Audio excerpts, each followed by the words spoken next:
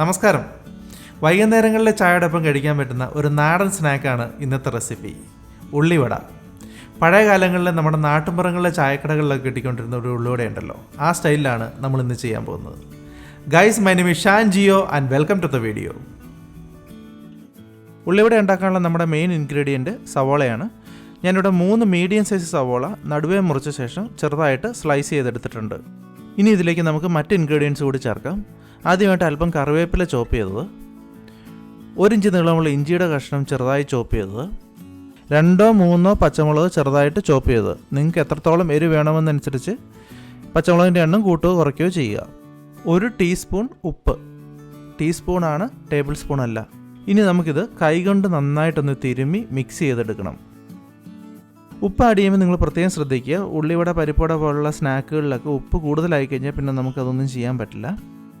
ഞാനിവിടെ 3 medium size സവോളയ്ക്ക് 1 teaspoon ഉപ്പാണ് ചേർത്തിരിക്കുന്നത്. നിങ്ങൾ കൂടിയ ക്വാണ്ടിറ്റിയൊക്കെ ഉണ്ടാക്കുന്നെങ്കിൽ ഉപ്പ് ആഡ് ചെയ്യുന്നതിൽ എന്തെങ്കിലും കൺഫ്യൂഷൻ ഉണ്ടെങ്കിൽ ആദ്യം കുറച്ച് മാത്രം ആഡ് ചെയ്യുക. അതിനുശേഷം അല്പം എടുത്തൊന്ന് ഫ്രൈ ചെയ്ത് നോക്കുക. ഉപ്പ് കറക്റ്റാണോ ഇല്ലയോ എന്ന് നോക്കിയ ശേഷം മാത്രം ബാക്കി ഉള്ളിവട ഉണ്ടാക്കി നോക്കുക. ഞാനിത് നന്നായിട്ട് തിരുമ്മി എടുത്തിട്ടുണ്ട്. ഇനി ഒരു 15 മിനിറ്റ് നേരം ഇത് അടച്ച് മാറ്റി വെക്കുക. 15 മിനിറ്റ് വെച്ചതിന് ശേഷം ഇതിലേക്ക് 4 ടേബിൾ സ്പൂൺ കടലമാവും 4 ടേബിൾ സ്പൂൺ മൈദയും ചേർത്ത് നന്നായിട്ട് മിക്സ് ചെയ്തെടുക്കുക. വെള്ളമൊന്നും ചേർക്കേണ്ട ആവശ്യമില്ല. നമ്മൾ ഉപ്പ് ചേർത്ത് ഈ സവാള നന്നായിട്ട് തിരുമ്മി എടുക്കുമ്പോൾ അതിൻ്റെ അകത്തുള്ള മോയ്സ്ചറൊക്കെ വെളി വന്നിട്ടുണ്ടാവും. ആ വെള്ളം മതി നമുക്ക് ഇത് മിക്സ് ചെയ്തെടുക്കാൻ വേണ്ടി. അതുകൊണ്ട് വേറെ വെള്ളമൊന്നും ചേർക്കേണ്ട ആവശ്യമില്ല. ഇനി നമുക്ക് ഉള്ളിവട ഫ്രൈ ചെയ്യാനുള്ള എണ്ണ ചൂടാക്കാം. എണ്ണ ചൂടായോ എന്നറിയാൻ വേണ്ടി അതിലേക്ക് ഒരു സവോളയുടെ പീസ് ഇട്ട് കൊടുക്കുക. അപ്പോൾ അത് താഴെ പോയ ശേഷം ഉടനെ തന്നെ അത് മുകളിലേക്ക് പൊങ്ങി വരുന്നുണ്ടെങ്കിൽ അതിൻ്റെ അർത്ഥം എണ്ണ നന്നായിട്ട് ചൂടായിട്ടുണ്ടെന്നാണ്. എണ്ണ നന്നായി ചൂടായ ശേഷം തീ ഒരു മീഡിയം ഫ്ലെയിമിലേക്ക് വെക്കുക.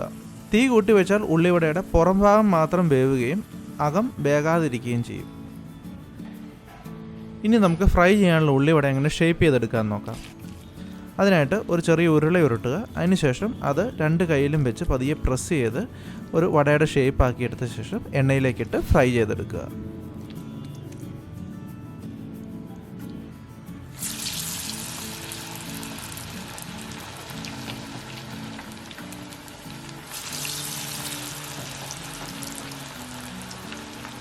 ഒരു കാര്യം പ്രത്യേകം ശ്രദ്ധിക്കണം, തീ ഒരു മീഡിയം ഫ്ലെയിമിലായിരിക്കണം. അതുപോലെ തന്നെ ചെറിയ പാത്രമൊക്കെ ആണെങ്കിൽ കുറേ ഉള്ളിവട ഒരുമിച്ചിട്ടുണ്ടാക്കാതെ 3-4 എണ്ണം മാത്രമായിട്ടിട്ട് ഉണ്ടാക്കിയെടുക്കുക. ഒത്തിരി ഒരുമിച്ചിട്ട് കഴിഞ്ഞാൽ അത് വേവാതെ വരും. അതുപോലെ തന്നെ ചിലപ്പോൾ പൊടിഞ്ഞു പോകാനും സാധ്യതകളുണ്ട്.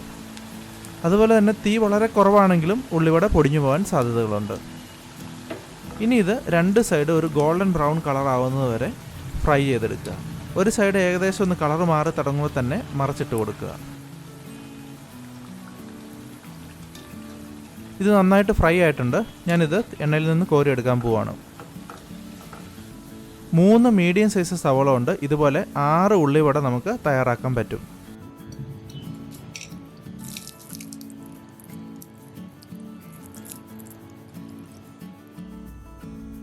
ഉള്ളിവട ചൂടോടുകൂടി കഴിക്കുന്നതായിരിക്കും എപ്പോഴും നല്ലത്.